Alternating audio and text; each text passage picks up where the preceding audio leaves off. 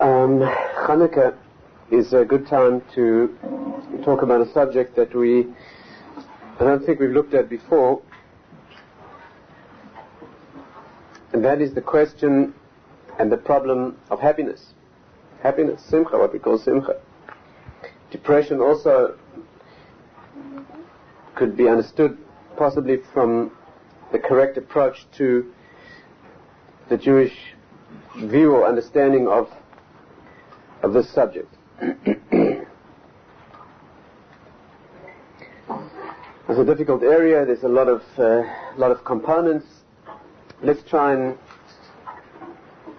work together, concentrate together, and try to work out the subject.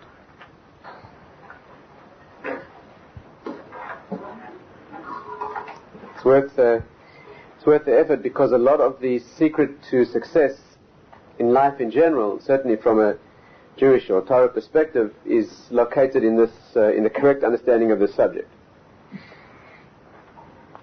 Let's ask a few questions about happiness and see then if we can develop a mature and correct understanding of the subject from a Torah perspective. First of all, is it a mitzvah to be happy? Are we commanded to be happy? Let's understand that. Is it a formal commandment to be happy? You'll notice, if you look through the formulation of the 613 mitzvahs, in any count that you care to study, there are different ways of counting the mitzvahs, you will not find it a commandment to be happy. You'll not find that. You'll not find it stated anywhere that it's the obligation of a Jew to be happy. At least you won't find it as one of the commandments. And yet, paradoxically, there are statements within the Jewish tradition that make it sound like you are obliged to be happy. For example, and each of them is problematic. For example, the verse says, there's a pasuk, a verse that says, Ivdu es Hashem b'simcha, which means serve God, serve Hashem with happiness. And some even interpret that verse to mean you serve Him by being happy. The service, the happiness is the work itself. And now the problem is like this. First of all, what does that statement mean? If it's not a mitzvah, if it's not formulated as a mitzvah, then why is there a statement in the Torah that says that you have to do this? Apart from the problem of how do you be happy, and how can you be commanded to be happy in the first place? But let's bypass that for the moment. What does the statement mean that says you have to serve in happiness if in fact it's not one of the mitzvahs? That needs thought. Secondly, there's a verse in the Torah that's even more problematic, and it says as follows. Now, the Torah describes the curses that will befall the Jewish people if we are defaulting on our obligations. Right? The Torah, in a couple of places, goes through a series of the most horrific Holocaust type of curses that will befall the Jewish people when we default on our obligations. And there the Torah lists 98 or 99 or 100 of the most unspeakable and brutal sufferings that the Jewish people, unfortunately we've been through all of them. They sound extreme, but we've been through all of them. That is what we'll go through. But what's completely unintelligible is that after the Torah goes through a whole list of these most awesome curses, it gives what purports to be a reason, what appears to be a reason, why the Jewish people will be visited with this intensity of difficulties and brutalities. It gives what appears to be a reason. And it says as follows, Tachas es asher loi ovadatas Hashem Elokecha b'simcha. Because you did not serve Hashem with simcha. Now, let's just get clear what's being said. There's a description, a list of the most horrific curses, and then, as if to give a reason why you will be cursed like this, why you'll be brutalized like this, because you didn't serve Hashem in happiness. Simply understood, it appears to mean you weren't happy. That you're going to go through these tortures because you were not happy. You didn't work on being happy. Is that possible? Is that possible? Is it possible that we went through these indescribably brutal tortures throughout history because we weren't happy? And if it is true, then why is it not formulated as a mitzvah? Again, this is a problematic area. Let's go a little further. Let's assume for a moment that you are supposed... we have a folk saying even among the Jewish people, mitzvah gedola. You must have heard this. It's been put to any number of tunes, mitzvah gedola liyos b'simcha tamid. Listen carefully. It's a great mitzvah to be happy always. You know, here when it says it's a mitzvah, it doesn't mean a formal mitzvah. You know, there are two usages of the word mitzvah. One is a technical word, which means one of the 613 mitzvahs. But then there's a broader concept that we call mitzvah, which means it's a thing you should do. No doubt it can be traced formally to one of the mitzvahs, but it's a broader sense of, it's used in a broader sense. Mitzvah, that's a great mitzvah. That means it's something you certainly should work on, something you certainly should do. Liyos b'simcha tamid, to be happy always. Now what's challenging about that statement is the word always. How can you be happy always? How can you possibly be happy always? What does it mean? We don't do things, we don't use words loosely. In the Jewish tradition, if there's one thing we're accurate about, it's using words correctly. How can you be happy always? What about mourning, Leilani? What about mourning? You have to sit on the cry, the times you have to sit on the floor and cry. When somebody, Leilani, has died, there's a mitzvah to sit on the floor. And there's mitzvah, certainly there's a mitzvah of mourning. I don't know about a mitzvah of happiness, but there's certainly a mitzvah of mourning. So how can you be happy always? Fourth question. In case you think it's, a misprint or it's the Chazon Ish, great leader of the previous generation, the great leader of Jewry in the previous generation, the Chazon Ish died in 1953. He writes in one of his letters, it's worth looking up yourself because it's absolutely, there are almost no words for this. He writes the following thing. I don't know what the question was. Somebody must have written to him with the personal difficulties, I suppose. The question is not recorded. Somebody must have written to him suffering or going through difficulties. Chazon Ish writes an answer. The answer is like 1 or 2 lines long. You can look it up yourself. It's in the collected edition of his personal writings and letters. It's number 62 or 63, Samach Gimel, somewhere around there, in the letters of the Chazon Ish. He makes the following statement. Just listen carefully to these words. I'm paraphrasing slightly, but to this effect. For somebody who knows the light of the lights of truth, for such a person, whatever the light of the lights of truth is, let's translate it roughly in English as for somebody who knows what's going on here. If you know what life's all about. For such a person, ein etzev ba'olam. You know what those words mean? There's no sadness in the world. There's no sadness in the world. How can a person say that? How can a person say that?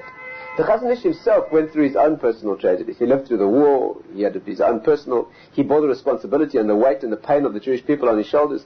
How can a man say that? What do you mean there's no sadness in the world? He forgot about sitting on the floor and crying in mourning? He forgot about that? You can be upbeat and you can be positive, but a statement like that, ein etzev ba'olam, how can you say that? Now, he's telling you that if you understand what life's all about, you will never be in a situation of etzev, which in English is described as sadness, depression, depressive sadness, whatever. But whatever that emotion is, whatever the correct English translation is, that will never be experienced by somebody who knows what's going on, despite anything that you may ever have to cope with or live through.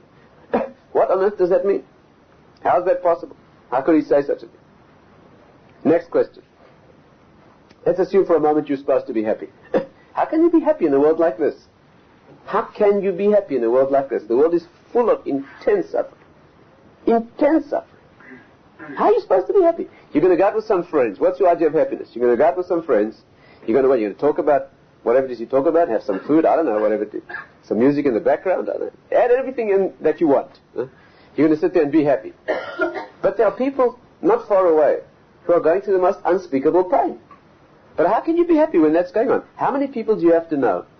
How many people do you have to know who are going through torture? Psychological, marital, physical. How many people like that you have to know before it affects your ability to go out and have a good time? Is there anybody who doesn't know somebody like that? Isn't there somebody in your family or somebody connected to your family who isn't dying of who knows what? How many people like that you have to be aware of before it affects you? So how are you supposed to have a good time? There's only 2 possibilities. Either you go out and you have a good time, which means you forget about them. Is that what Judaism requires? That you should be so insensitive that you can actually forget about somebody you know who's going through and you can ignore that and forget about it and be happy and have a good time? Is that what's expected of us being Jewish? Well, the only other option, if you think about it logically, is that you don't forget about them. So how are you supposed to have a good time if you don't? You're supposed to have a good time while remembering that they're going through torture. You sit there giggling and laughing. while being aware that this person is dying in pain, that's even more insensitive. Even one person on earth who's going through some deep human suffering, even one person that you know about, should be enough to make you absolutely mortified. You shouldn't be able to go out and have a good time at all if you have real sensitivity. And believe me, there's not one person out there. There's hundreds of thousands of millions of people. So what's going on? What is going on? What does the Torah want from us? It wants us to be happy or it doesn't. You know, if you look at the secular culture that we live in, and you ask what is the purpose of life? What's the purpose of life? What are you supposed to be here for? What are you here for exactly? Judaism has answers to that question. But what is the secular culture? Let's try and see if we can draw a distinction, a clarity of distinction between our definition of what life's all about and theirs. I would hazard a guess. I wouldn't be stubborn about it, and I'm not about to argue with you.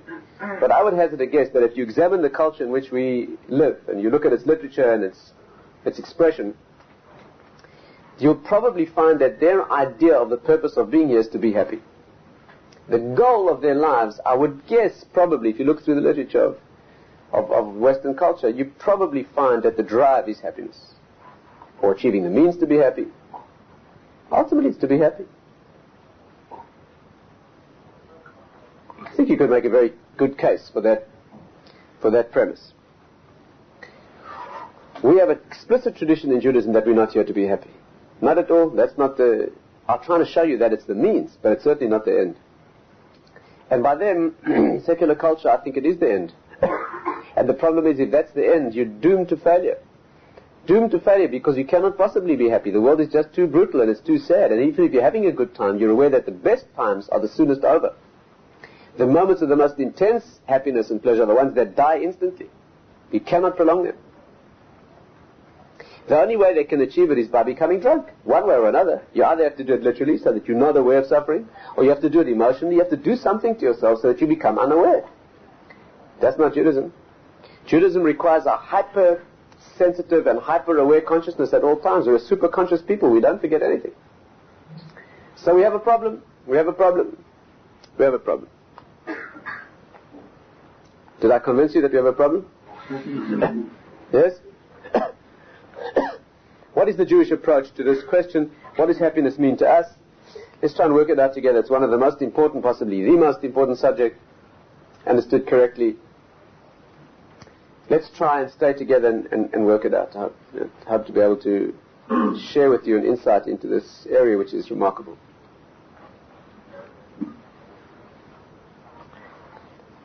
Happiness is as follows. The correct understanding of happiness is this. Listen well, because this definition must take us through the whole discussion. Stay with me carefully. Happiness is the experience of the soul to doing what it should be doing. Again, listen well. Happiness is the result of doing what you're supposed to be doing, what you should be doing. Again, when you're doing what you should be doing, when you're moving along the road that you should be moving along, the response is happiness. Happiness is not something you can do. It's a response to a situation. The situation is a situation of growth and development. When you're moving correctly along the correct road to the correct goal, you will be happy.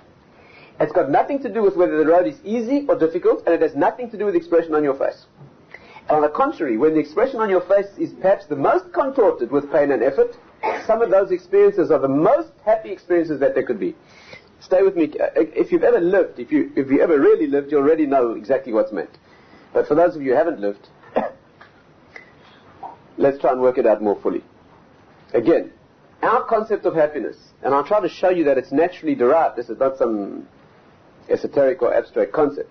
Our concept of happiness is that it's the response of your inner being to the situation of being where you should be, doing what you should be doing. And it makes no difference whether your face is laughing, the expression on the face is laughter and happiness, or the expression on the face is the weeping of mourning. The inner expansion, the inner change, the inner experience, the transcendent experience of the soul, if what that action is correct, whether it's sitting on the floor weeping or it's laughing, right, at a simcha, if that's what you have to be doing, the inner experience will be that which we call simcha. Stay with me carefully. Let's try to work it out. And I'd like to show you that it's not only irrelevant to expression on the face, it's particularly when the expression on the face is difficult, particularly when the outer expression is one of difficulty and ordeal, particularly then, the inner expansion can be the most in depth. That's where the real simcha is. Right? That sounds paradoxical. Let's try to. It's not a popular message in this generation. It's got nothing to do with drunkenness and forgetfulness and insensitivity, nothing like that at all. But it's the Jewish view, and let's try to understand. Real sadness, by the way, is when you don't know which road you're supposed to be on. You can be sitting in the sun and drinking whatever it is that you drink, but if you're on the wrong road or you don't know which road you should be on, you're going to be miserable. Miserable. Everybody might be giggling around you. And you're going to be sitting in the lap of luxury, but if you're not moving along the road that you know you need to be moving along and time is ticking by, the neshama will become depressed. Let's try to understand this.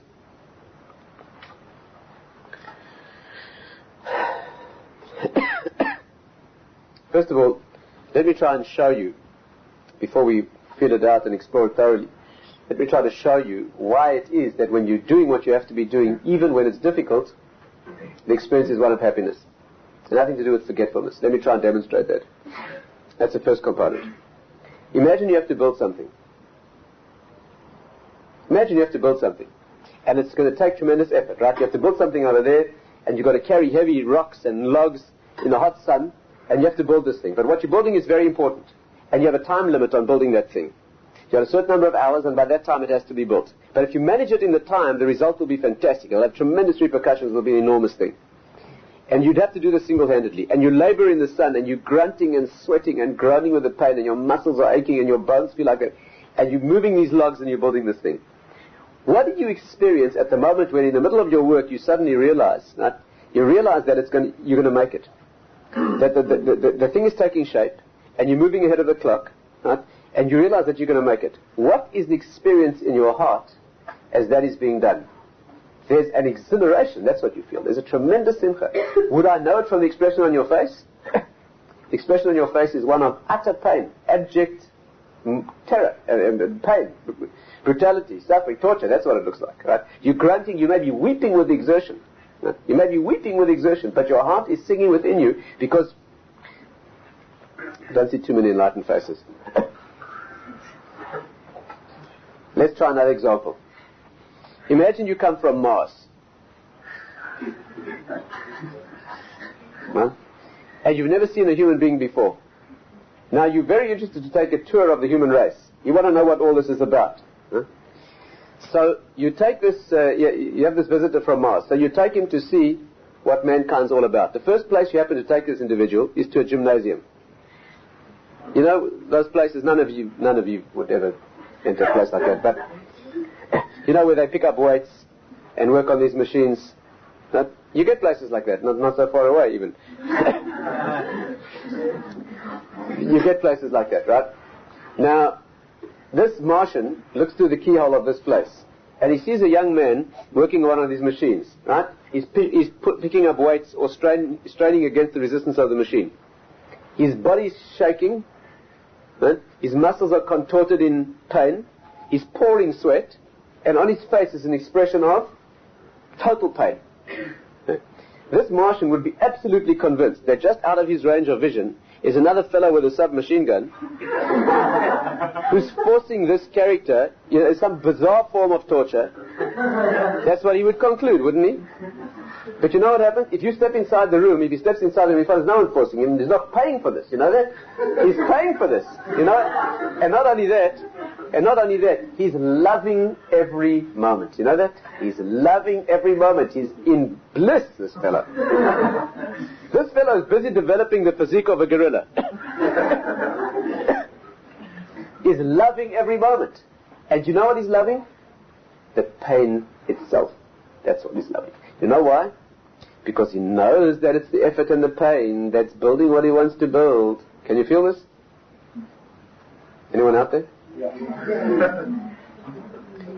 Simcha, happiness, is the inner response to doing what you have to be doing. When you're going where you have to be going and you're building what you have to be building, there's an inner expansion. It's got nothing to do with the expression on your face. On the contrary, when the expression on your face is one of difficulty and pain and effort and exertion, but the exertion is being made in the right direction, growth is always taking place against resistance. Growth always and only takes place against resistance. So when you're exerting effort against the resistance in order to make the growth, when you're moving along a road and the journey is difficult and your feet are aching but you're walking along the right road and you're getting to a longed-for destination, right? So you relish the journey. Even though the journey may be painful, but there's a happiness, there's a sense of moving towards. That's what it is. That's what it is. Let's try and take it a bit further. Before we go a little further, let's just return to our starting points and see if we can start fitting things together. Is it a mitzvah to be happy? No. That's not an end point. It's not an end point that you try to be happy. On the contrary, you try to do what you have to do. You move along the road, you have to move along. You have to serve Hashem in the way you have to serve Him. The result will be simcha. The result is happiness. It's how you feel when you're doing it. You're not commanded to be happy. You're commanded to walk along this road to get to the right destination. If you're walking along the right road to the right destination, your heart will be singing within you. There's no commandment, you understand? They think that you have to be happy. So now go find a road that makes you happy. No matter which road, as long as it makes you happy. Do your own thing, my boy. That's not Judaism. Judaism is this is the road and that's the destination. If you're doing it and your neshama knows that that's where it has to be going, you will be happy. And of course you need the happiness. You need it. The reason that fellow carries on pushing those weights, right, is because he's addicted to the pain because of its pleasure. You need it. You need it richly. It's very important.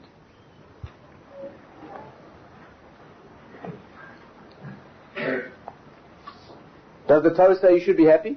You know what Ivdus Hashem b'simcha means? The verse we began with? Serve Hashem in happiness. So people think superficially it means you should be happy. That's not what it says. Read the words carefully.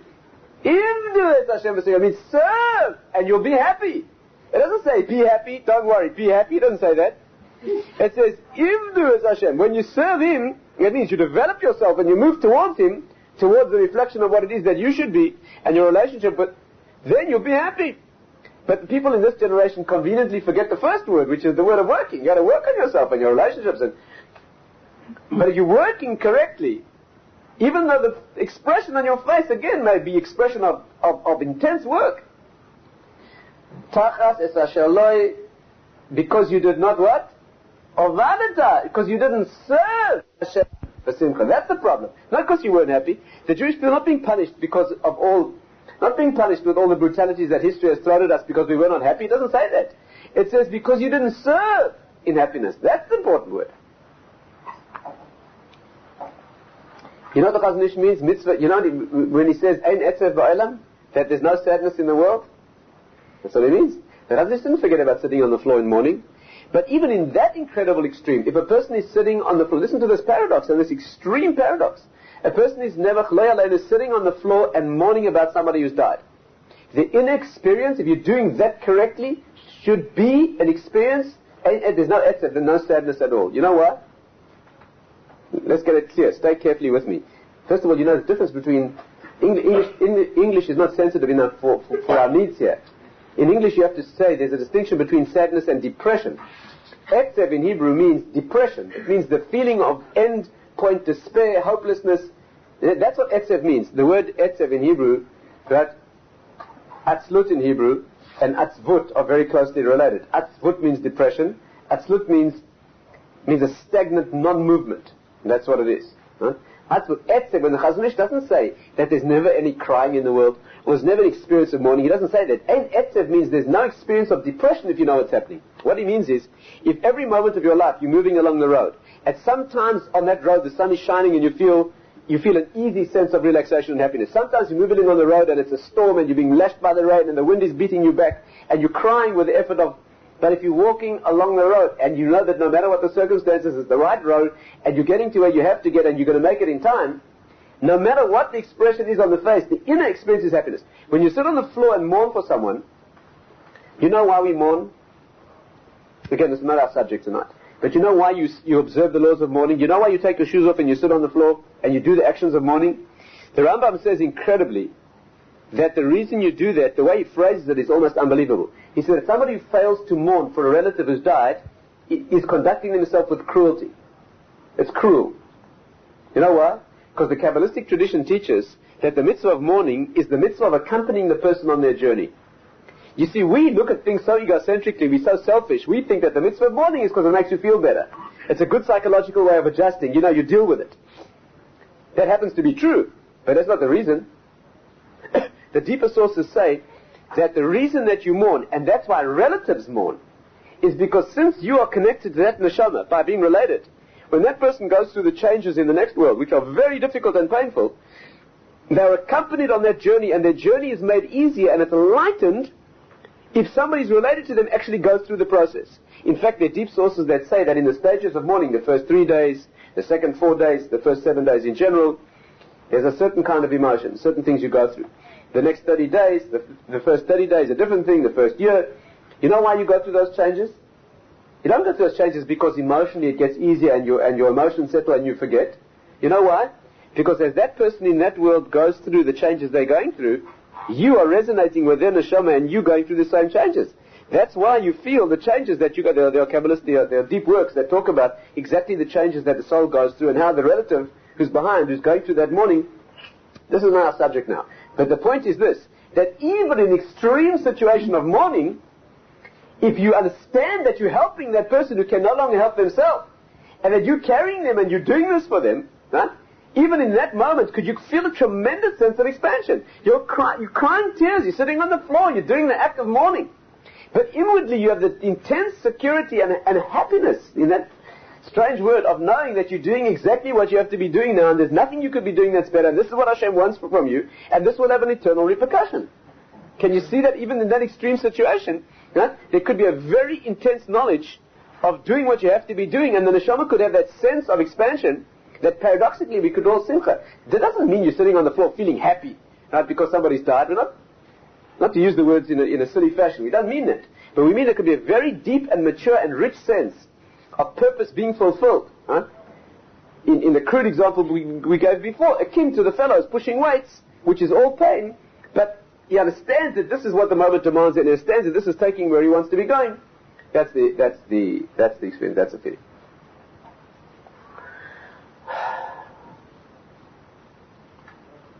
Let's go a little further. It's a complex subject, many layers, okay? Let's try and work it out. Let's take the next step. Let's go a little deeper. First of all, is the principle clear? Let's go a little deeper. What is the feeling, listen well, stay with me, concentrate with me. What is the feeling of moving along the road to the destination? What is the feeling exactly? Why is there this paradox? Why is it that when your muscles are aching and you're stressing yourself against it, you're going through an emotionally difficult situation of pain, loneliness, human ordeal, you've been abandoned, somebody's died, whatever it is. Why is it that if you're doing correctly what you have to be doing here and you're building what you have to be building, got the maturity to know that if you're constructing what has to be constructed, why is it that there's this response of simcha? Why? Where does it come from? Let's look more deeply. In other words, when you're building that pile of whatever it is you're building, you're carrying the rocks and the bricks, and it begins to take shape. Why is there that exhilaration within you? Why? Listen carefully. Can you see that it is the pleasure of the anticipation of the endpoint? Can you see that? Can you see that the journey derives its happiness? You're not happy because you're sitting on a train going clickety-click, clickety-click, clickety-click. That doesn't make you happy. Even though it's hot and you're uncomfortable. You know what's making you happy? It's the relishing of the anticipation of getting where you're going to. You know why the fellow picking up those weights is feeling good while he's doing it? You know why the pain feels good? Because in his mind the pain is being translated into the way he'll look at the end of this process, assuming you want to look like that. Are you with me? There's an anticipation. The simcha of the journey derives from the feeling of the endpoint. How can we prove that? Let me try and prove that to you. Imagine you're carrying these bricks and these logs, but you've been told that just a second before you get it all completed, somebody's going to come and destroy the whole thing. How would you feel as you carry the bricks and the log? Would you feel pleasure? You would feel absolute sense of torture. Can you see that? Exactly the same feeling in terms of the agony and the work and the time, but there would be no pleasure in it at all. Imagine going on a journey, an urgent journey, with a sensation of urgency, and you know that it's going to go round and round and you're never going to get there. Just as you're about to get there, you're going to take a turn and go away, and you're going to... Would you enjoy the journey? It would be terror, sheer terror, such a journey. In case you want to be really terrified, the Gaon of Vilna says, the Gaon of Vilna writes clearly in a letter to his family, he writes that again, I'm not going to go into detail about the actual particulars, but he writes about the sin of wasting words. The sin of, it's a sin. Right? It's an avera to waste words. Not to say wrong words, or harmful words, or hurtful words, or lies. Just to say nonsense, to talk nonsense is an avera. It's part of the bigger avera of wasting time. You have a day of your life, and you do nothing with that day. That's a very serious problem. It's a very serious problem. Listen well. He writes, you have to understand it's a very serious problem, and it's also, okay, many layers here, but one thing at a time. He writes to his family, do you know what the punishment is for wasting time? Do you know what the punishment is for talking nonsense? I'm not talking about Lashon Hara, I'm not talking about slander, I'm not talking about unclean language, I'm not talking about hurtful things, I'm talking about talking nonsense. Do you know what he says the punishment is for each word of nonsense? For each word, the punishment is that in the next world, there's a special dimension of punishment that you feel for that. And the punishment is called kafakela. It's a Kabbalistic notion. Kafakela means the cup of the slingshot. You know the place where the missile is put in the sling. Yep. Why? Because it indicates the experience of being slung or flung from one place to another, but just before arriving at the destination, to being flung again to another place. And just before arriving at that destination, just before being able to come home, to be flung again to another place, and it never ends. Why is that the punishment? It's a separate punishment. The punishment for telling lies and for hurting people and for being brutal and all the other avaros in the Torah, for being immoral, etc. Special punishment for that, whatever it is. But for wasting time and wasting words, there's this particular unique and separate punishment. Why? You know that in Judaism, the concept of punishment is always the consequence of the action. You know that. We don't have any sense of punishment that's visited upon you. Our sense of reward and our sense of punishment is the action itself is what you experience. Our concept of the next world is that it's just you. And whatever you did is what you experience. It is you. We call it midah keneged midah, that measure for measure, right? It's exact measure for measure. Do you know why a person who wastes time experiences as a result the experience of being flung from one place to another but never getting there? Isn't that what wasting words is? Isn't that what wasting time is? Imagine you have a day. A day of your life is incredibly precious. Do you know what a day is worth? Do you know what one day of your life is worth? Do you know what a dying person would give for one more day? Anything. And you took it and you just killed it? If you go to sleep, if you can sit on your bed at night and you can say to yourself, where am I different now than I was this time last night? If you cannot genuinely say that some change occurred, that somehow you got a little bit better, you just wasted a day. That's a form of suicide. You took a day and you killed it. You did nothing with that day.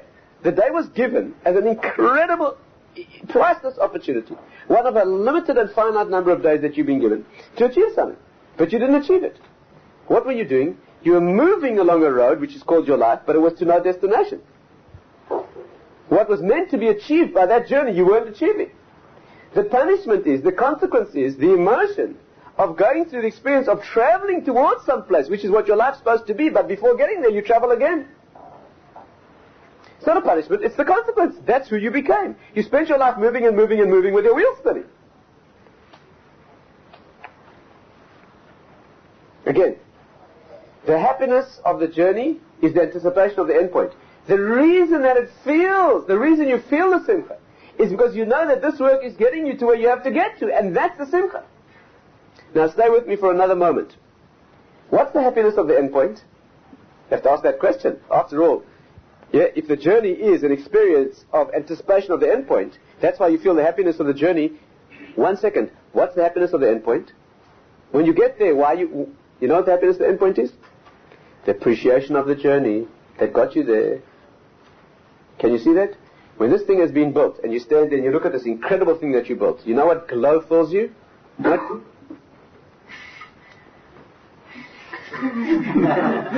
I did that. I achieved that. That was an incredible challenge, and I achieved it. Can you see what's happening? You look back on the hours and hours and hours of work and agony. Isn't that amazing? The happiness of the journey is the anticipation of the end point. The happiness of the end point is the appreciation of the journey that got you there. You know when that fellow who looks like a super, whatever, multiple gorilla, thing, when he stands there, right, flexing the steak, you know what makes him feel good then?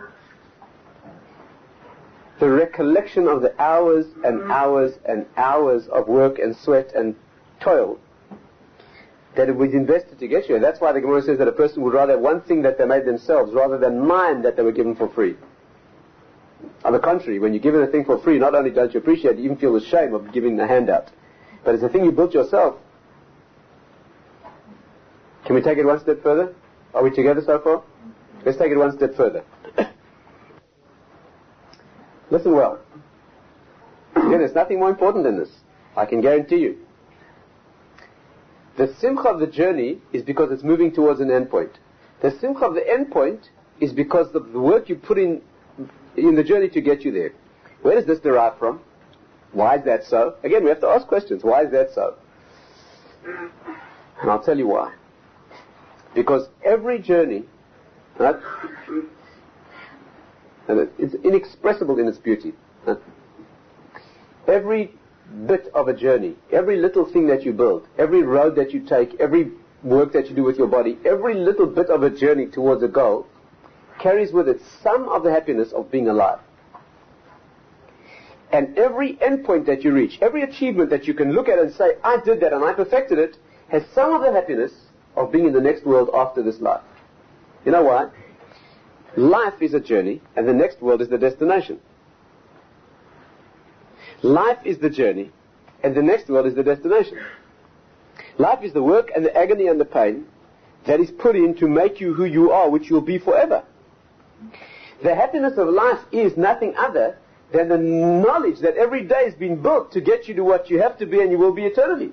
And do you know what the happiness of the next world is? That's my life. Do you know what the happiness is of a neshama in the next world? It's that, you know, the sources say that our concept of the next world is simply that you are exposed to yourself. That's all. You don't see anybody else. You know that? It says in the next world, every individual is entirely alone. Except husband and wife. Husband and wife are bonded into one being. It's good news for some of us, it's problematic for others. But I don't know what the men are laughing for. But, yeah. If anybody has cause concern, it's not you, it's her. But take it from me. But apart from that, right, then that's because husband and wife really were destined to be one being. They really were one being before they were born. They were given the job of melting back into being one being again. But that's not our subject. The subject is that an individual in the next world is entirely alone. Do you know what that means? All you exist as in the next world is simply who you've become. And all you see clearly is what you could have been. The incredible ecstasy of the next world is being who you have become, because you did that. It's you and you made it. The incredible pain of the next world is suddenly realizing what you could have been and realizing that you didn't do it. You see who you are and what you could have and should have been, and you see it clearly, and now you can't do it. Again, it's only you. So what is it? This world is the journey that takes you to being yourself, what you should be, in total fulfillment and completion. So the happiness of the happiness of life is that it's an incredible opportunity to become, once in all of the cosmic expanse of time. This is your opportunity to become everything that you could be. This is unbelievable happiness. Then the neshama feels in every moment of life the incredible anticipation of being eternally what it should be in perfection, unified with Hashem. And you know what the happiness is? It's the knowledge that when I get there, the happiness there will be the knowledge that I did it in this lifetime, and that's what... Amazing thing. And therefore, every journey is a microcosm. We've spoken many times here before about how every emotional experience in life is an educational experience about that which transcends it. Every moment of journey in this world carries with it a little bit of the happiness of the journey of life itself. And every moment of endpoint in this world, you know that no matter how silly the thing that you built, no matter how small and insignificant, if you built it and you made it and it's complete, the happiness that derives there is derived from the sensation of eternal existence in the next world. That's what lights and informs this moment. It's an incredible thing. Are we together? Can you see that? And that's why the experience of happiness is so real. It derives from the most real of all things, which is the experience of... Let's take it further. Let's go further.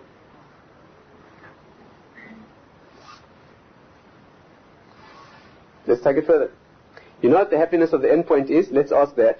Why is it that when you get to the end point, which is what the next world is, why is that happy? What is the simcha there? This will take a long time to work out fully, but let's at least try and point the way.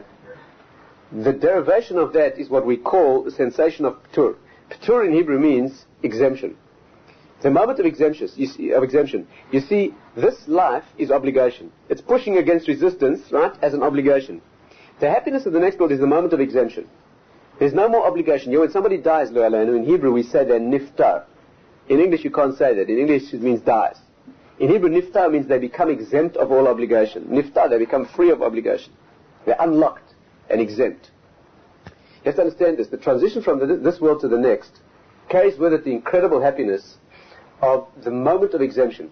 Can you feel, for example, the moment that the final school bell rings? Or the moment that you finally lock the doors of the workplace, right, and now you're on vacation? That moment is an incredible moment of happiness. Why are you happy? Nothing happens. You're just standing there. There's no physical pleasure. You're just standing there. But you're free. Can you see what's happening? In the moment of having a load of obligation suddenly lifted. Are you with me? Not too many, huh? The first 5 minutes when you hit the beach, and after long hard work, that you really deserve. The first 5 minutes when you hit the beach and collapse, what exactly is the pleasure? You know what the pleasure is? Total, absolute lack of any obligation to do anything or be anywhere. It only lasts 5 minutes, then you start making a nuisance of yourself and getting bored and make everybody's life. But that's another problem. But it's another issue. But can you feel this? In the transition from load bearing into the space of not having to go anywhere is an incredible moment of freedom. Do you know that? And that's, again, marriage has certain aspects of this and certain reflections, unfortunately, is not able to go into it here. But incidentally, do you know where you feel this in Jewish living? There are two places in Judaism that reflect this perfectly. One is Torah and one is Shabbos. In the world of Torah, it's Torah learning, and in the world of mitzvahs, it's Shabbos. What is Shabbos? What is Shabbat? Shabbos is a day of not having to go anywhere or do anything. It's total freedom of, total exemption from. Shabbos is that you can't build or prepare anything. You have to only live on what was prepared before. It's a day of just being. That's what its happiness is. Do you understand? Shabbos is a day where you desist from all the working to build and create, and you just live as who you really are. That's why it's a day of such intense communion with yourself, husband and wife, family. It's just an awareness of who you've become. The week is working and becoming. Shabbos is simply being. It's a return to the moment of creation. Do you understand what's happening? When the sun goes down on Shabbos, and everything stops, there's a crescendo of activity, and suddenly it stops. The happiness of that day is a time out of time. It's a place where there's no place to go. You sit, you are, you exist. There's a rich sense of enjoying, and that's the happiness of Torah learning.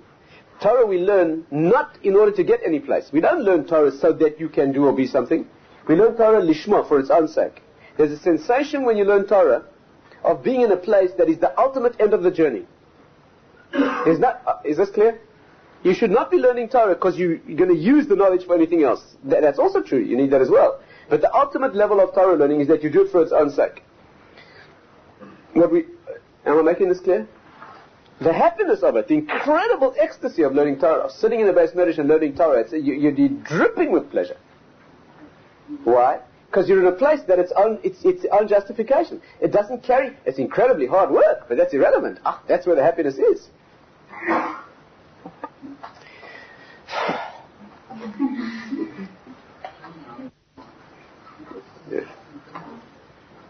You need to come and learn in yeshiva for a while.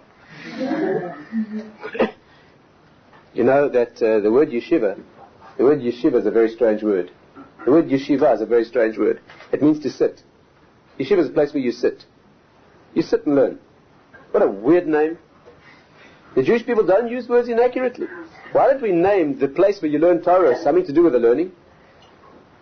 Do you hear the problem?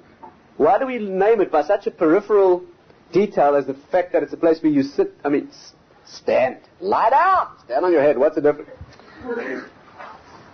Not only that, the word sitting in Hebrew always means sadness. You know that? You say you sit shiva. Sitting down, vayeshev, right? Vayeshev. All the commentaries say that's when Yaakov's troubles really began. Vayeshev, sitting down. sitting. You know why? Because it's non-movement. It's non-movement. Walking and moving is what life's all about. When you try to sit down, that's a function of the next world. If you sit down in this world, it's pain and sadness. It's always negative. So how come we name the place where we learn Torah, which is the ultimate existence here, as close as you can get to being in the next world, we call it a yeshiva, which means sitting, and that implies sadness. The sadness of non-movement and stagnation and sitting in one place. Can you hear the problem? But the answer is beautiful. Beautiful. You can't sit down in this world. This world is walking and moving. There's only one place you can sit in this world. And that's in Torah.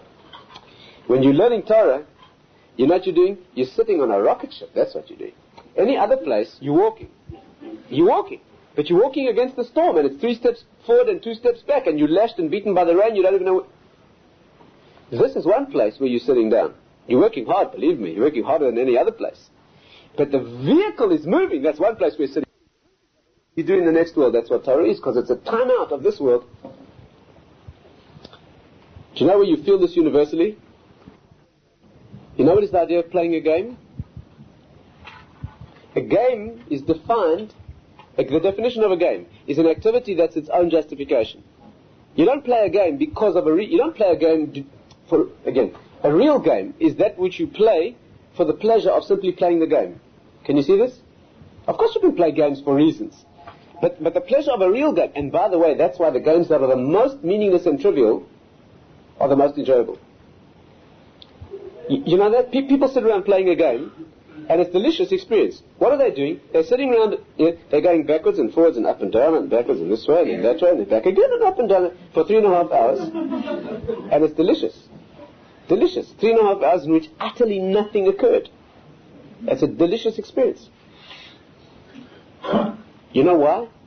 Because they carved out a little space in time that had no obligation attached. There was no obligation of journey. There was no process necessary or experienced. There was the experience of endpoint. There was a little bit of the experience of the next world. Do you know what the Medrash says? The Medrash asks what Hashem is doing with his time. What does Hashem do with his time? Do you know what the Medrash says? He's playing with the Torah. He's mishta'ashah im Torah. He plays with the Torah. What does it mean? The word game in Hebrew, sha'ashua, means that which is justified in itself. It's an endpoint in itself. That's the appropriate word to use to describe activity of Torah. Hashem, who is ultimate endpoint, with his Torah, which is the definition of endpoint, what verb could you use other than playing the game? Not to be heard yet at a childish level, of course. The word sha'ashua in Hebrew is a remarkable word. Sha'ashua means a game. It's an incredible Hebrew word. It's a doubled root. Very few words like that in Hebrew. Sha'ashua in Hebrew is spelled sha. It's a doubled root. It's very remarkable. Do you know what sha means in Hebrew? To turn towards. Like it says, he didn't turn towards the gift, right? You know what sha means? Turning towards the turning towards. That's what the word means. Because that's what a game is. It's entirely justified within itself. Did I tell you the story of my friend's children who were playing Monopoly? No. You'll forgive me if I repeat it. I have a friend who told me that one morning he was leaving the house and he saw his kids playing Monopoly. And Friday afternoon the same week he was getting ready for shul, he saw the kids were playing the same game Monopoly all week. And so he walked over to them very paternalistically and he said, "Kids, you don't understand how to play Monopoly. The way you play Monopoly is you can't keep playing all week, somebody has to win. What happens is, somebody buys the property and somebody goes out of business and someone else goes out of business until everybody's out and one person has a monopoly of all the property and he wins, I said to him, "No, Abba, you don't understand. You know what we do? When one of us goes out of business, all the others get together and we make a gemach, a free loan fund, and we lend them money and set them back up in business and we carry on playing."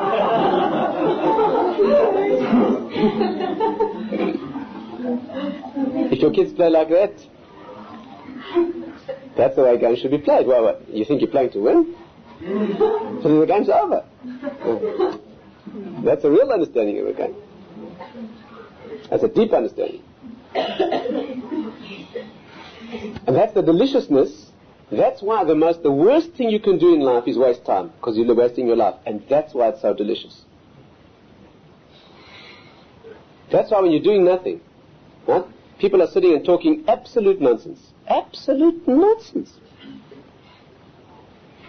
I'm sure it doesn't happen in England.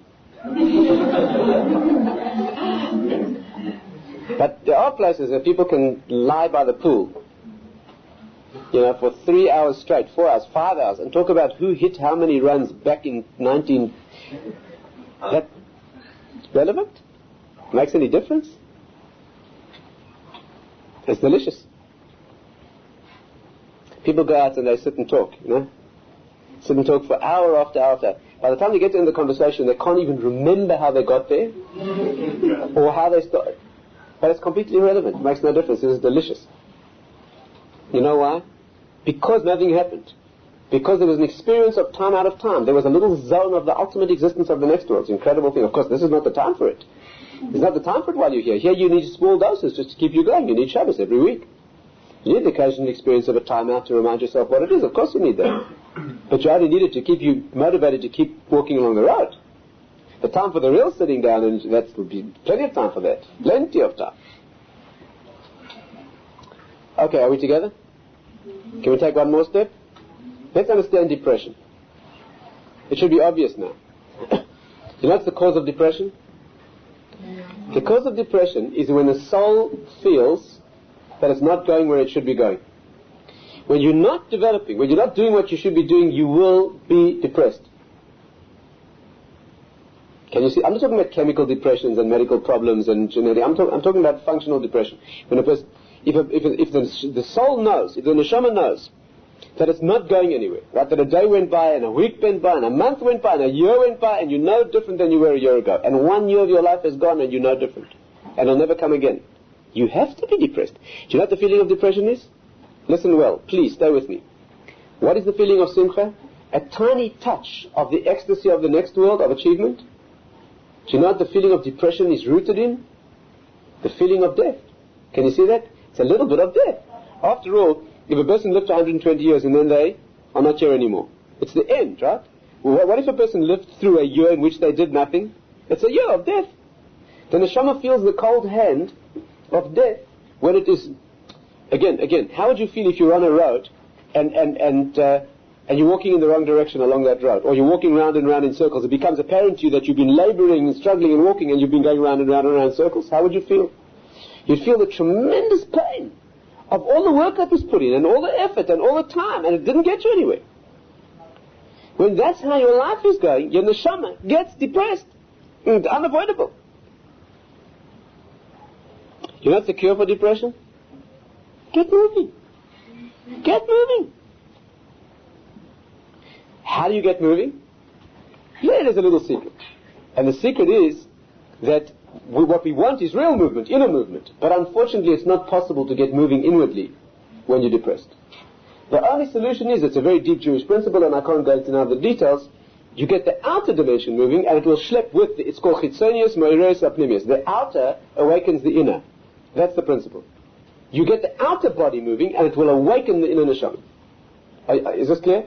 If somebody's morbidly depressed and you walk up to them and you say, be happy. Okay? They will not be happy. They will begin weeping. That's their problem, is that they can't be happy. No, you don't do that. You walk up to them and you say, let's go for a run. Better still, let's go do something for somebody else. Ooh, that's powerful. And they do it morbidly and morosely. But when they get moving and the juices start flowing and the body starts moving, they feel like, next time you feel miserable, lock the door, because if people see you doing what I'm about to describe, you'll have more serious problems on your hands. Lock the door, okay? When you're sure that nobody's watching, okay, walk around for 5 minutes with a very big grin on your face. Fix the biggest, stupidest grin that you can do. Walk around for, you know what will happen? You'll find a strange thing starts happening to your mood. It's very hard to cry while you're smiling. You have to get the externality to awaken the internality. You've got to behave as if you're happy. You've got to start moving the outer world and the inner world will move. That's what you have to do. But it doesn't matter. The principle is, that's just the technique and the mechanism that requires a separate discussion. Why and how? Very deep reasons for it. But the principle is that when the inner world is moving, when there's growth and development, it does not matter how difficult. On the contrary, because it's difficult, the experience inwardly will be the experience of simcha. Is this clear? There's one alternative. There's one way out of this. Let's say a person has this fear, this depressive, this feeling. Please hear carefully. Maybe you'll say to me, but I know people who are not growing and they're not depressed. I know people who are not doing anything meaningful with their lives. And they're happy as larks. Go and observe carefully. You know what you'll find? Listen well. Either a person's achieving and that's why they're happy, or they're not achieving and they're depressed, or they're achieving something silly. They've sublimated the drive to achieve into something irrelevant. But it doesn't matter. It doesn't matter. Your emotions can't tell the difference. Again, if you're building something that looks meaningful, and you're working hard and something's taking shape, it's enough to keep you functioning. And people, is this clear? This is why people go out there and they dedicate their lives to things that objectively examined are stupid. But you know why? Because they need to be dedicated to something and they need to be working and building. And it doesn't matter whether it's feed the children or feed the elephants or save the seals or save the mothers-in-law or what. It doesn't matter what it is. But if it's... And that's why this person can be making an art collection, or it's a world-famous art collection, or it can be a beer can collection. And you know the characteristic of a Jew. No difference between a non-Jew and a Jew in these things. Is Jews take these things seriously. The Jewish boy makes a beer can collection. That's every beer can in the world. And then he starts a magazine and a fan club and a web page and a... Why? Because the Jewish neshama is attached to serious development. And therefore it doesn't matter what it is. And it can be to be a world famous world thing in literature or in art or in this or that or collection. It can be beer cans, matchboxes. It makes no difference.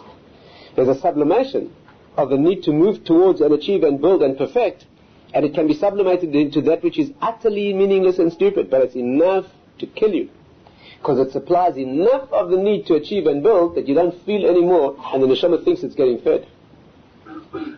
Is this clear? Can we go a little further? Got more energy?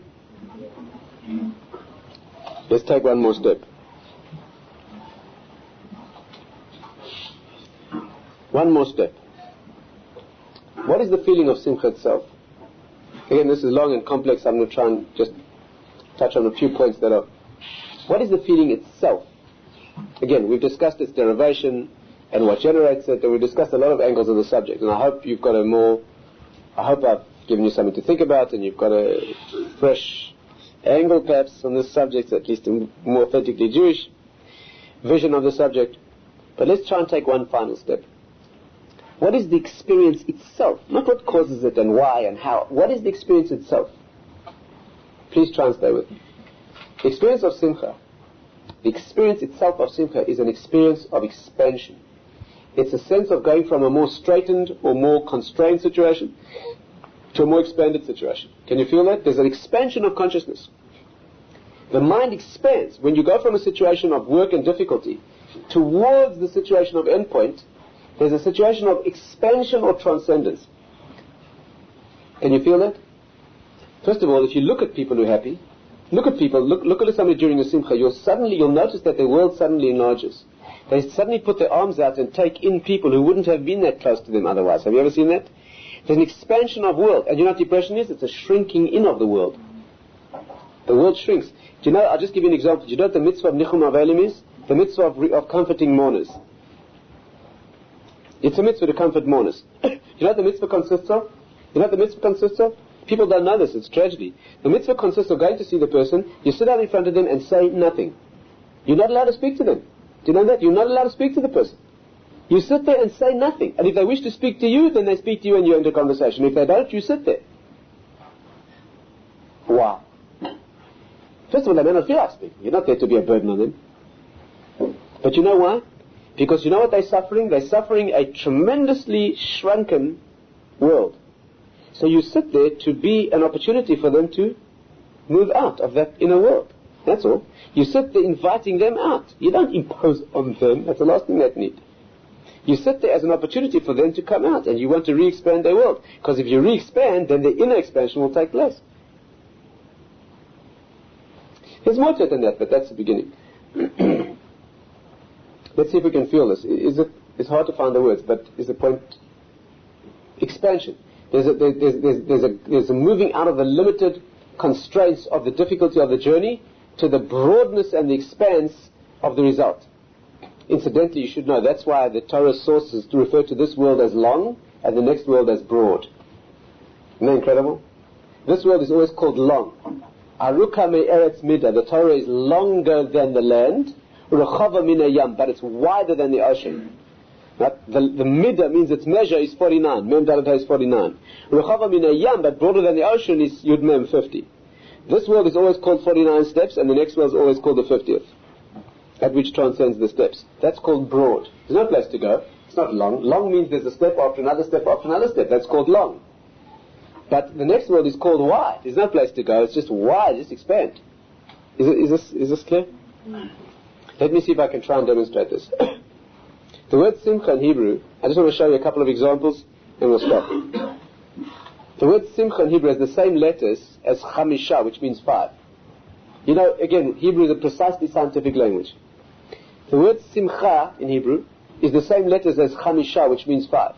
What's the connection between 5 and happiness? There's a lot of very deep connection. I just want to share with you one. The Maral says that 4 always means the constrained and the sad. The word dalad in Hebrew, which means 4, dalad, the 4th letter, means poverty, having nothing, being totally constrained. 5 is always where the limited non-expanded physical world has an extra dot, an extra dimension thrown in that gives it its expansion. Do you know that a dalad in Hebrew is like this?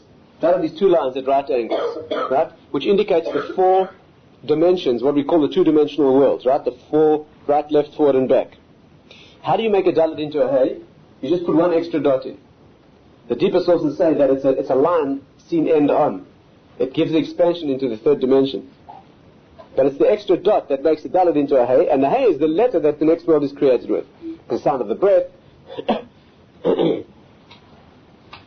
When 4 moves to 5, right, there's an expansion from the straightened narrowness to the 5 books of the Torah. By the way, you know what 6 is? You know what 6 is? Shesh in Hebrew is 6. Do you know it's the same word as sas, which means ecstasy? You see, when 4 goes to 5, you get simcha. When 5 goes to 6, that means when happiness expands to its transcendent level, then you get a thing called sason, which is much higher than what simcha is. When 6 goes to 7, what's 7 in Hebrew? Shiva. You know what Shiva spells in Hebrew? Svi'ah. It means complete fullness. The word itself, the word 7 in Hebrew means, 7 is always the full expansion, right? 7 days in the week. That is a total satiety, satiation, fullness, right? That's what Sheva means. Svi'ah, fullness. What's 8, by the way, which is what Hanukkah is? Shmona. Shmona in Hebrew means, the word Shmona in Hebrew, which means 8, always indicates that which transcends the natural. That's why there's 8 days of Hanukkah, because it celebrates a miracle. Bris Milah on the 8th day, because we're transcending the body, the most earthy part of the body, we're giving the ability to transcend. That's why the word Shmona in Hebrew, if you rearrange the letters, it spells Neshama, the soul.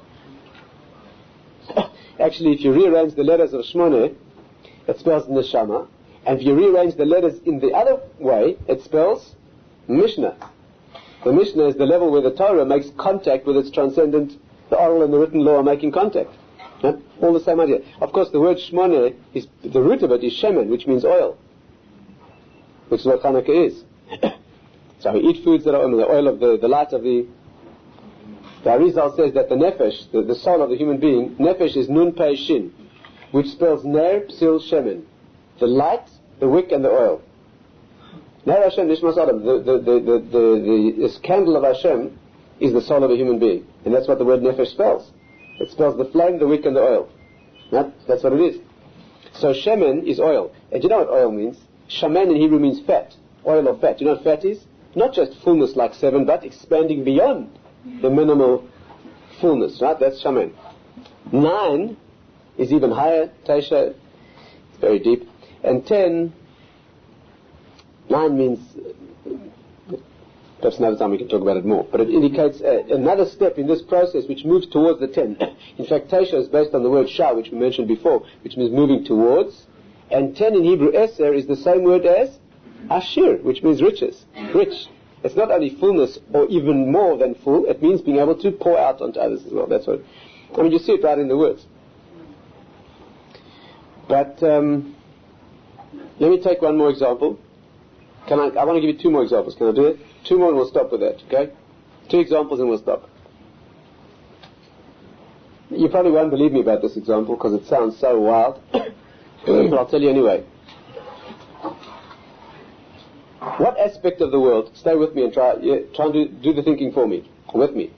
What aspect of the physical world most denotes the limitation of the world? That means there's a concept that we use all the time that very much speaks of utter limitation. It's the concept of measurement. Isn't that so? When you measure a thing, you give it a total finite boundary. And this thing is measured, and it has its measure. Huh? Can you see that? Then it's totally fixed within the physical. How do measurements work in Torah? How do measurements work? What are our feet in inches or centimeters or listen well, because there's just no words for the beauty and subtlety of this. Do you know how we measure things by unit, for example, called a tefach, right? A tefach is a hand's breadth. That is 9.8 centimeters or 10 centimeters. And an amma is 6 of them, right? 48 or 50 tefachim. How much is a tefach? Listen carefully. In the secular world, they use measurements. For example, a meter, right? Feet and inches or meters. How much is a meter? How much is a meter? You know how much a meter is? In Paris, in the Institute of Standards, they have a bar of platinum that's 1 meter long. And that's the international standard for the meter. You know that? They keep a bar of platinum under incredibly tightly controlled conditions of temperature and pressure, etc., etc. And from there, the world takes its standard, and of course there has to be a standard. Imagine if you had slightly different standards all over the place. Things would be a disaster. So the world has agreed that there's one standard, and every measurement on earth is taken from that standard. How does it work in Judaism? Are there any engineers here? You're not going to believe me. I'll tell you anyway. How does it work in Judaism? We have a tefach, okay? How big is a tefach? The answer is, it depends. Depends. The Gemara says there's two kinds of tefachim. Listen carefully, it's incredible. There's a thing called the tefach like this, which is called a tefach atzuv, a sad tefach. And then there's a tefach like this, where the fingers are slightly spread, and it's called a tefach seichek, a smiling tefach. Just let's get this clear. We've got two kinds of measurements. We've got sad ones, and ones that are slightly expanded that are happy. Next time you get a contractor and you want him to make something, tell him you want this made out of happy feet. What's going on? What engineer in his right mind would devise a system of measurements where the measurements can either be constrained and narrow, and we call them sad, or they could be slightly expanded and we call them happy? What on earth is going on? But you know what's going on? You know what the Torah is telling you? That the very constraints of the physical world are the basis for its expansion and transcendence. In the very measure that we use, the units that constrain the world and make it finite, in Judaism, those can expand. An unbelievable depth. Let me give you one final example, and we'll stop there. You know, one of the most ubiquitous symbols of anything we have in Judaism is wine. Yes? Wine. We take wine, we drink a lot of wine. You know where we take wine? At every moment of transition from the limited and narrow and physical to the expanded or miraculous or transcendent, that's where we take wine. Is that correct?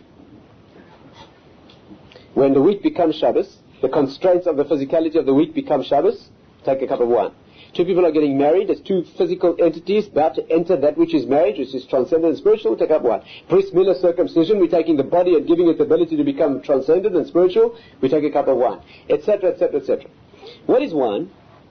Why wine? You know, we're so used to it that you don't even think. Two people are standing under the chuppah and there's a cup of wine. You're so used to it because you're a Jew.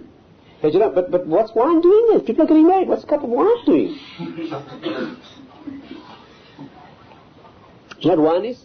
Wine is that substance that's created on earth that enables you to go from the physical and limited to the spiritual and unlimited. First of all, yain in Hebrew is yud yud nun, it equals 70. And sod, the word meaning the secret world, is 70. So the sages say when wine goes in, the secret comes out. It doesn't only mean that you tell your secrets. It means that the hidden world is brought to the surface. Right? Wine has the ability, wine is that substance which you have too much of it, you become totally physical. It banishes entirely the spiritual. But if you have just enough of it, if it's used correctly, it expands the spiritual. Do you know wine is the only substance known? Do you know that the rules of the physical and the spiritual are opposite? The laws of physicality and spirituality are opposite. Everything that's spiritual gets better with time, like wisdom. Everything that's physical gets worse with time. Always. Always. The body winds down. Every single thing in the physical world gets worse with time, except wine. It's the only substance, do you understand, that obeys the rules of the spiritual, even though it's a physical substance. It's a vision into the hidden world. We take wine, yes, whenever we wish to take a physical reality and we wish to bring out its inner spiritual transcendence, that's where we take wine. Because wine has that potential, unlike it. And therefore, every moment, a bris milah circumcision, we take wine. A marriage, two physical bodies, going to engage in marriage and elevate themselves to the spirituality of relationship, we take wine. When Shabbos comes in, that's the physical limitation of the week, is now expanding into the next world dimension of Shabbos, we take a cup of wine. That's what it is. Now there's only one difficulty with this whole discussion, and we'll finish with this. And the difficulty is Havdalah. Havdalah. That's a problem. Havdalah is, you know what Havdalah is? When we go from Shabbos back into the week, we step down. Take a cup of wine. That's a difficulty. Can you see the problem? Wine is the symbol and the agency and the transfer point, the interface between the physical in its elevation to the spiritual. So anytime we're going up into that expanded world, we take a cup of wine. Havdalah, we're going from the expanded world of Shabbos into the constraints and the physicality and the limitations of the week. Why do we take wine there? But the answer is, like always in Torah, there are no exceptions. No exceptions in Torah. Everything is always illustrating its principle. Please, hear well. You know why we take wine when we walk down from Shabbos down into the week? Because when you move down from Shabbos into the week, you know why you're doing it? You're doing it so that you can work hard through another week to arrive at a Shabbos that will be higher than the one you just left. That's the real elevation. It's called Yeridat Tzorech Aliyah, going down for the sake of going up. When you go down out of Shabbos, if you go through a week and you go back up into the same place you were before, and then you go down again and next Shabbos you're the same as you were before, that's not the idea. The idea of Shabbos is that you step down of it and you build so that the next Shabbos you're higher than you were the one before. And it's not a circle, it's a spiral. And you come down out of Shabbos, out of the rarefied atmosphere of the next world, into carrying the load and struggling through the storm on your road of the week of the next week, so you can go reach the next Shabbos higher than the one before. Do you know when is the real moment of elevation? Do you know when the real moment of elevation is? It's not when Friday night the sun goes down and you step from the week into Shabbos and you expand and you relax. That's just a time out where you're experiencing what the next world's going to be. You know when the real elevation is? It's when you step down out of Shabbos at Havdalah time and you shoulder the load again and you bear the burden and you start building and working. That's the real simcha. The real elevation, the real transcendence, the real simcha that wine speaks of. Do you understand? Is the understanding that in this physical reality with all its constraints and walking along that storm-lashed road with all its difficulty and sensation of, but that's where the expansion is. That's exactly where we take wine. That's exactly where we take wine. We're not looking for the other side of wine. We're not looking for the forgetfulness and the lack of consciousness and the drunkenness. That's not our happiness. On the contrary, we're looking for the exertion. We're looking for pushing those weights and straining against the load and building what has to be built. That's what we're looking for. Because in that pain of stepping down and leaving the light behind, stepping down, that's what Simcha is. And of course that's Chanukah. Chanukah is that the last time we saw anything miraculous was Chanukah. We left behind the world of prophetic revelation. That was the written law. And we move into Chanukah, which is the time of the oral law. We leave behind all the incredible prophetic miracles and the light of the Beis HaMikdash. And we move into a Chanukah, which is a tiny little light in the Jewish window that has to burn through century after century and take us through the Mashiach. the original light of the written law with its prophetic revelation and its miracles. We don't have that anymore. Right? We've stepped down now into the world of darkness, but so that's where the real light can be lit. The first one is given. It's the second one that we do. And therefore, the path of a Jew in the world, we're not looking for forgetfulness and drunkenness and insensitivity. We're looking to bear the pain of the world and it's the knowledge of the world, and we're looking to engage difficulties. We're looking to walk along that road. We're looking to go down out of the rarefied atmosphere of the world that came before this, or Shabbos, into the world of the weak and the difficulty and the process of walking. We're looking to be racing against time, to building what has to be built. You can't afford to waste a day or a week or a month. And it's that experience of building without reference to the expression on the face, and most often because the expression on the face is one of difficulty, that the real building takes place.